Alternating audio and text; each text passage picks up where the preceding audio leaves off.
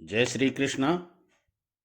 दोस्तों, आज बात करते हैं घर का वास्तु कैसा होना चाहिए। मित्रों, आज का ये वीडियो बहुत ही बढ़िया जानकारी लेकर आ रहा है, इसलिए आप इस चैनल को सब्सक्राइब कर बेल आइकॉन को दबा दीजिए ताकि आपको घर बैठे वास्तु से संबंधित बहुत सी जानकारियां मिल सकती हैं। इन जानकारियों के लिए आप किसी वास्तु विशेषज्ञ को हजारों रुपए देकर ये जानकारियां लेना चाहें तो भी आपको ये सारी जानकारियां नहीं देगा। इसलिए मैं आपको ये फ्री में दे रहा हूँ सारी जानकारियां, तो इनका लाभ उठाइए। वास्तु के अनुसार एक आदर्श मकान का मेन गेट पूर्व दिशा और उत्तर दिशा में होना चाहिए। वहीं आपके द्वार का ढलान पूर्व उत्तर या पूर्व उत्तर ईशान कोण की ओर होना शुभ माना गया है। इस तरह वास्तु के अनुसार घर के कमरे, हॉल, किचन, बाथरूम, बेडरूम एक खास दिशा में होने चाहिए, जिससे घर में वास्तु दोष नहीं होता और लोग सुखी रहते हैं। अब बात करते हैं घर की दिशा। घर का मुख्य द्वार सिर्फ पूर्व, ईशान या उत्तर में होना चाहिए। हालांकि वास्तुशास्त्री मानते हैं कि घर का मुख्य द्वार चार में से किसी एक दिशा में हो सकता है।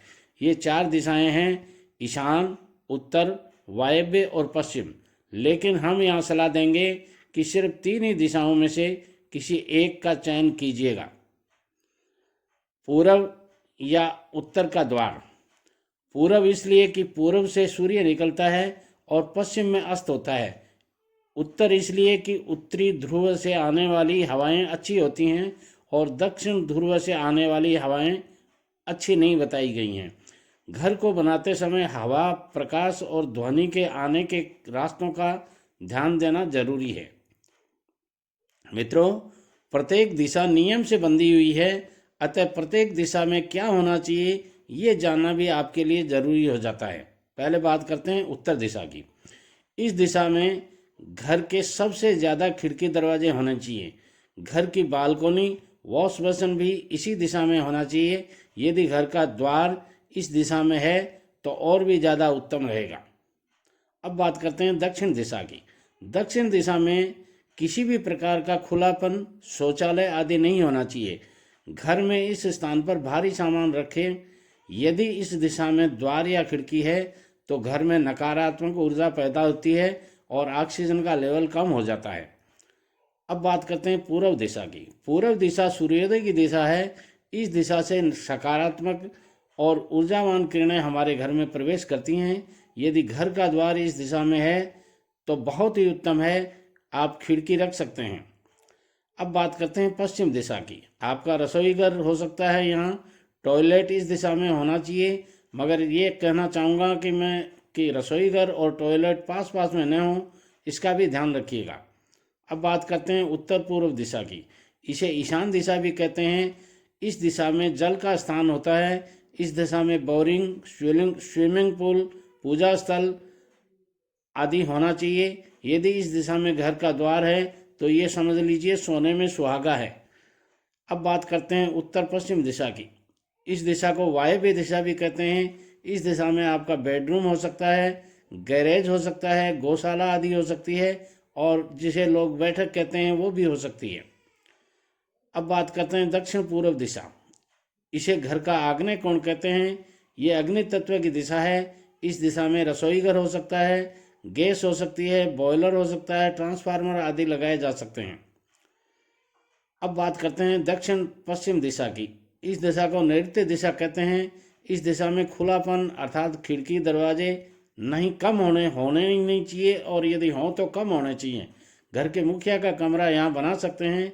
कैश काउंटर, मशीनें आदि भी इस दिशा में आप लगा सकते हैं। अब बात करते हैं घर का आंगन। देखिए मित्रों, घर में आंगन नहीं है तो घर अधूरा है। घर के आगे और घर के पीछे छोटा ही सही घर में आंगन होना, घर का आंगन होना चाहिए, यानी जिसको बाखड़ बोलते हैं, वो ज़रूर होनी चाहिए। प्राचीन घरों में बड़े बड़े आंगन होते थे। अब शहरीकरण के चलते आंगन अब नहीं रहे हैं, आंगन नहीं है तो समझो बच्चों का बचपन भी नहीं है। आंगन में तुलसी, अनार, जामफल, कड़ी पत्ते का पौधा, नीम, आंवला आदि के अलावा सकारात्मक ऊर्जा पैदा करने वाले फूलदार पौधे भी लगा सकते हैं आप। तुलसी हवा को शुद्ध कर कैंसर जैसे रोगों को मिटाती है। अनार खून बढ़ाने और वातावरण को सकारात्मक करने का कार्य करती है।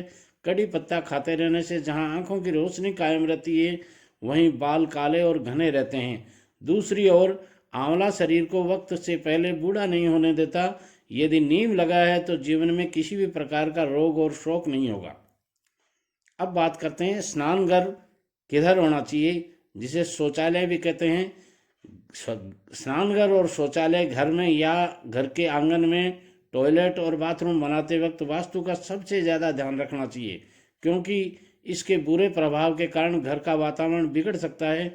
दोनों ही स्थानों का ज्योतिष में राहु और चंद्र की शरारत का स्थान माना जाता है। स्नान गृह में चंद्रमा का वास होता है और शौचालय में राहु का। शौचालय और बाथरूम एक साथ नहीं होना चाहिए, ऐसे शास्त्रों में बताया गया है, मगर आजकल लोग एक साथ बनाते हैं। अर्थात चंद्र और राहु का एक साथ होना चंद्र ग्रहण है। यदि ऐसा है तो ये ग्रह कला का वातावरण बन सकता है। वास्तु ग्रंथ विश्वकर्मा प्रकाश में इस बारे में विस्तार से बताया भी गया है। दोस्तों, बात करते हैं शौचालय की।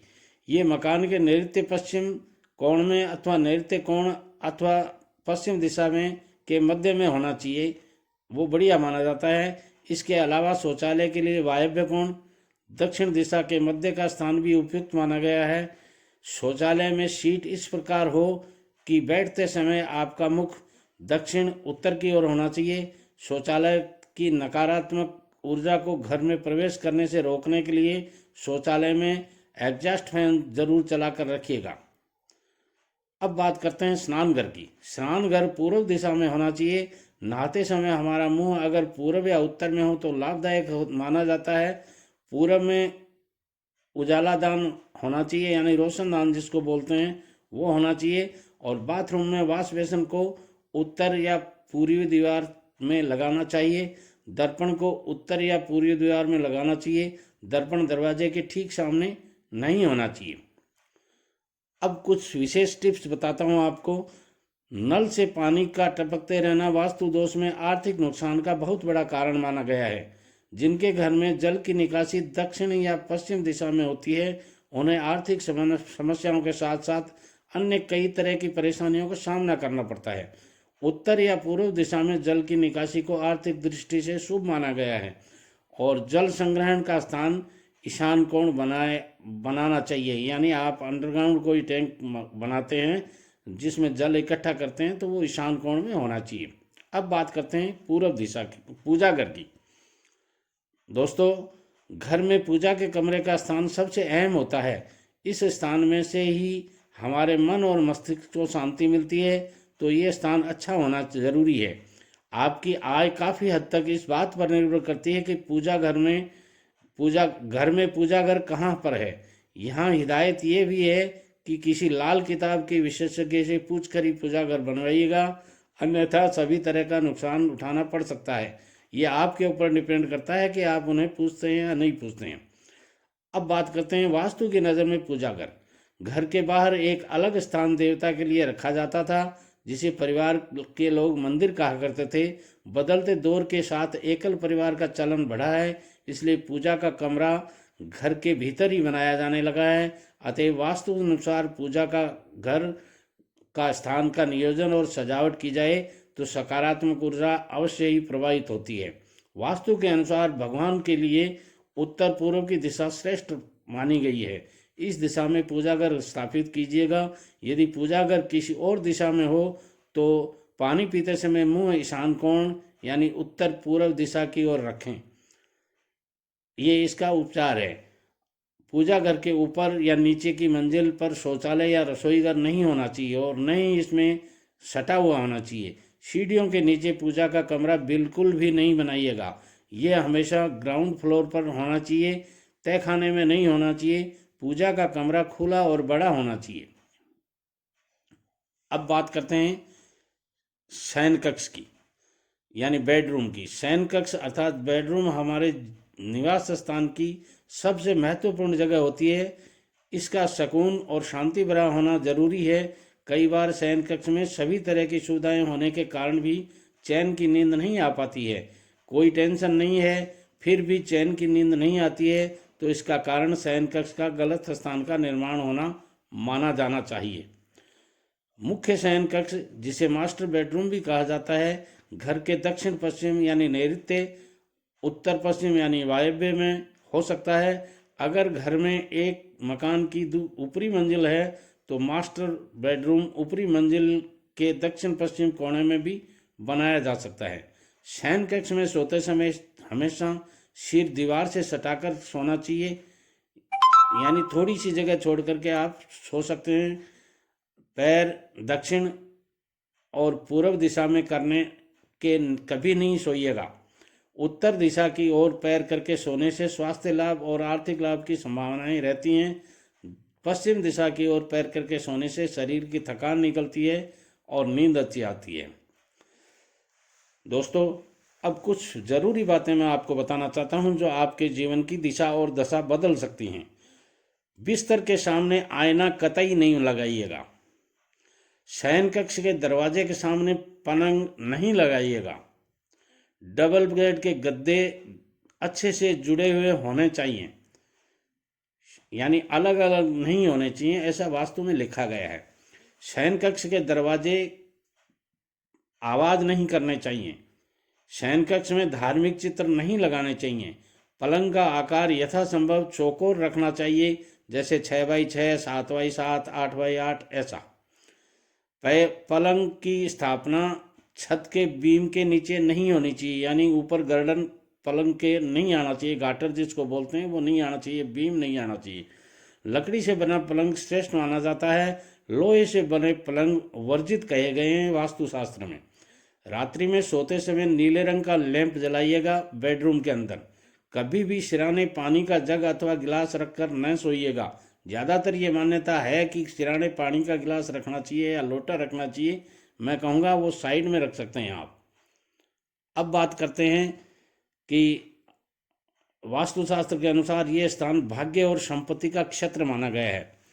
दोस्तों, ये थी जानकारी आज की कि आपका घर वास्तु के अनुसार कैसा होना चाहिए। यदि आप सुखी जीवन जीना चाहते हैं तो आप इस प्रकार का घर बनाइएगा और आराम से सुख से जीवन व्यतीत कीजिएगा। आज की ये जानकारी कैसी लगी कमेंट बॉक्स में जाकर के हमें ज़रूर बताइएगा और चैनल को लाइक और सब्सक्राइब जरूर कीजिएगा। नमस्कार, जय श्री कृष्णा।